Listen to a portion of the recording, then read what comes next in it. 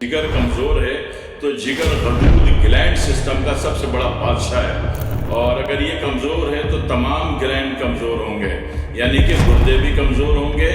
और उज़्व तनासुल में भी कमज़ोरी आएगी। ठीक है, एमटी कह लीजिए, हम कोर्ट में एमटी कहते हैं, वैसे मिल्क थिसल बोला जाता है। ठीक है, ये जिगर की ताकत के लिए इस्तेमाल होता है, यानी कि जिगर कमज़ोर है तो समझ लीजिए कि अगर जिगर कमज़ोर है तो जिगर गदूद ग्लैंड सिस्टम का सबसे बड़ा बादशाह है, और अगर ये कमज़ोर है तो तमाम ग्लैंड कमज़ोर होंगे, यानी कि गुर्दे भी कमज़ोर होंगे